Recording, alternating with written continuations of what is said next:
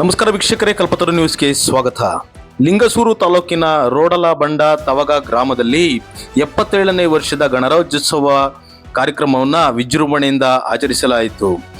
ಬಾಬಾ ಸಾಹೇಬ್ ಅಂಬೇಡ್ಕರ್ ಹಾಗೂ ಮಹಾತ್ಮ ಗಾಂಧಿರವರ ಭಾವಚಿತ್ರಕ್ಕೆ ಪುಷ್ಪ ನಮನ ಸಲ್ಲಿಸಿ ಧ್ವಜಾರೋಹಣ ನೆರವೇರಿಸಲಾಯಿತು. 25 ವರ್ಷಗಳ ಕಾಲ ಭಾರತೀಯ ಸೇನೆಯಲ್ಲಿ ಸೇವೆ ಸಲ್ಲಿಸಿ ಸೈನಿಕ ಗೌರವ ಸನ್ಮಾನ ಕಾರ್ಯಕ್ರಮವನ್ನು ಹಮ್ಮಿಕೊಳ್ಳಲಾಗಿತ್ತು.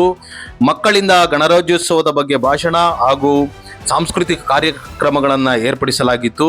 ಈ ಸಂದರ್ಭದಲ್ಲಿ ಸರ್ಕಾರಿ ಹಿರಿಯ ಪ್ರಾಥಮಿಕ ಶಾಲೆ ಹಾಗೂ ಪ್ರೌಢಶಾಲೆ ಮುಖ್ಯ ಗುರುಗಳು, ಸಹ ಶಿಕ್ಷಕರು, ಮಾಜಿ ಸೈನಿಕರು, ರೋಡಲಬಂಡ ಗ್ರಾಮದ ಸರ್ವ ಸದಸ್ಯರು ಮತ್ತು ಊರಿನ ಹಿರಿಯರು, ಮುಖಂಡರುಗಳು, ಯುವ ಮುಖಂಡರುಗಳು, ವಿವಿಧ ಸಂಘಟನೆಯ ಪದಾಧಿಕಾರಿಗಳು ಹಾಗೂ ಗ್ರಾಮಸ್ಥರು ಭಾಗವಹಿಸಿದ್ದರು.